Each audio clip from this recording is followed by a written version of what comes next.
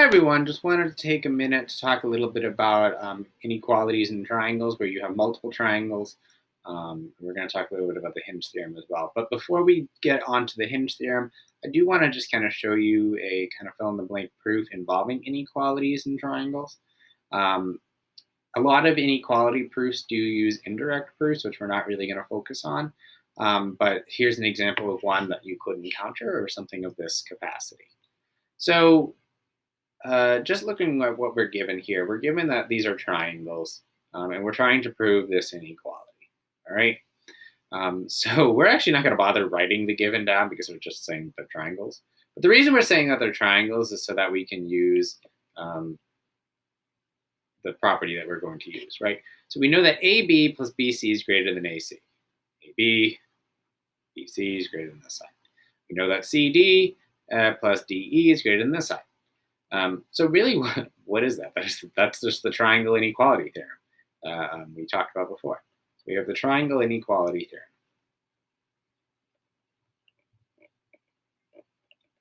Okay, so we have the triangle inequality theorem. Now, we also are then looking at these two, or if we add them together, which we can do by the properties of inequalities that we looked at before, we can still follow this. Right, so we still are just adding them together, right? This is just addition,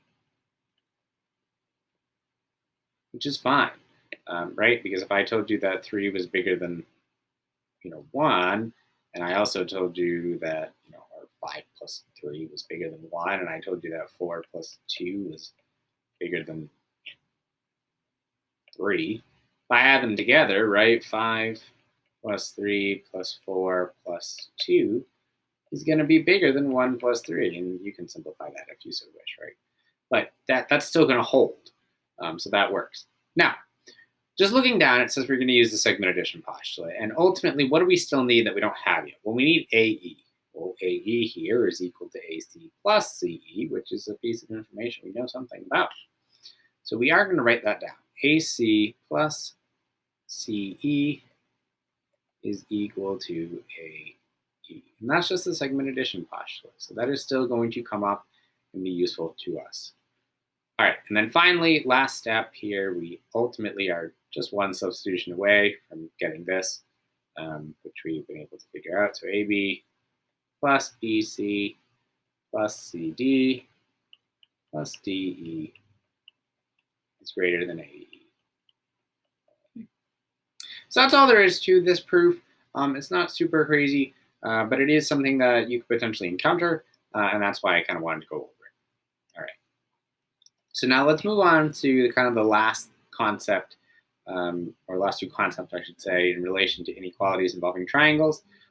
We have the Hinge theorem and the converse of the Hinge theorem. So all the Hinge theorem is saying is that if I have two triangles, and they have two sides that are congruent, and an included angle, we know pieces of information about the included angle. We know one is bigger than the other.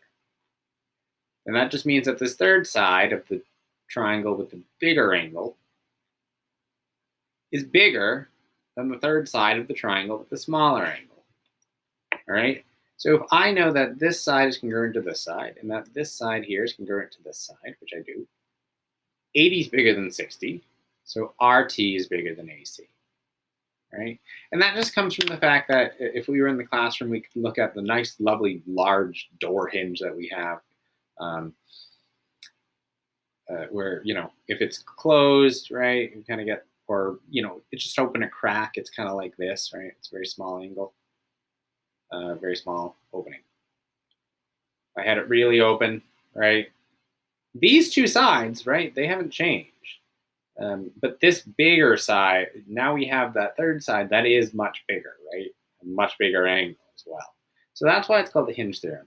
This is a very visual theorem, as you can tell, something like that. But it is something I recommend you kind of look at a door with one of those really big hinges. You might not have any at home, but next time you're at pretty much anywhere, a heavily used door, like a store or school, whenever we go back. Take a look and you'll see what I mean. So the converse of the Hinge theorem is basically just saying we still have two sides that are congruent. Okay, we still have two sides that are congruent. But now as opposed to having an angle, I have sides, all right? So the converse will give you angle information. The hinge will give you side information, all right? So that's kind of the hardest thing to remember here. So I have that these two sides are congruent, these two sides are congruent, and then I have 36 and 33.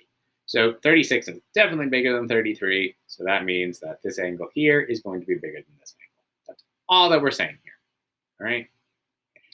So let's look down here. I'm going to look at this one first.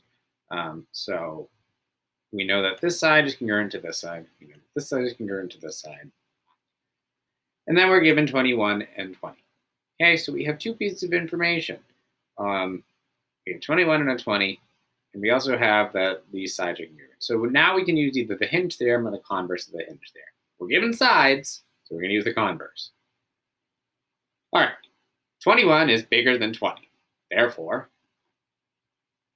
the measure of angle T is bigger than the measure of angle R. That's all there is to it. Okay. Now, over here, we have to figure out things about ST and SR, which means we are going to ultimately use the hinge theorem.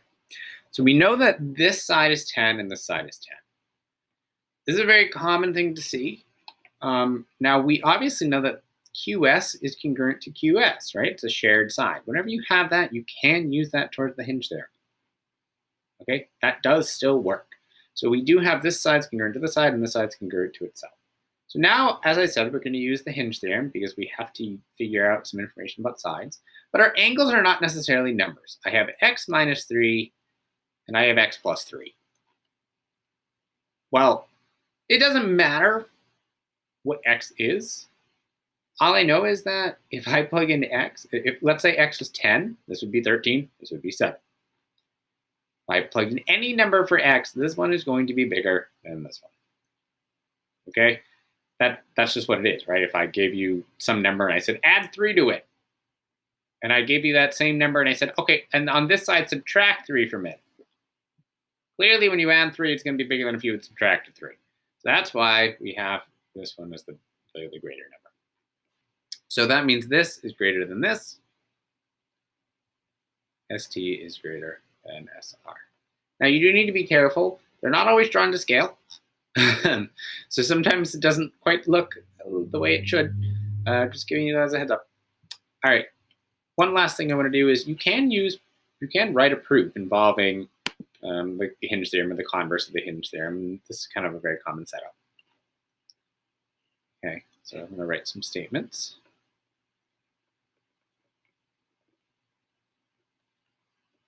Some reasons.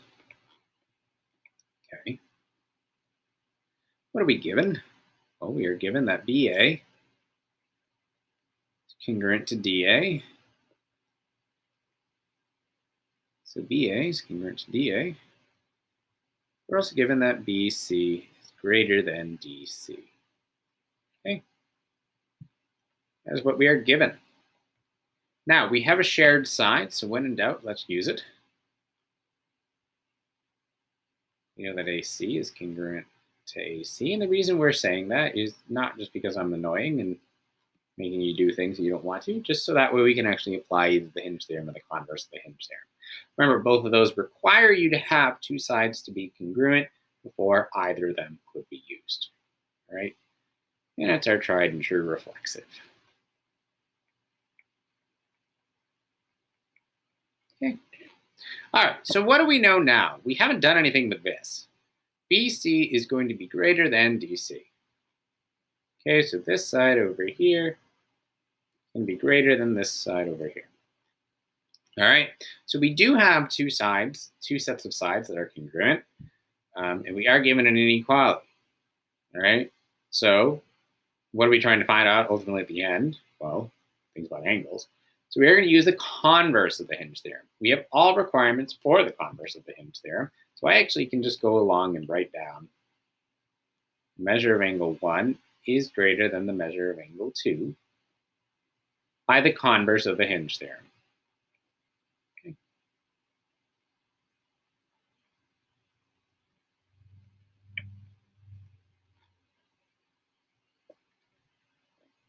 All right, now I'm done.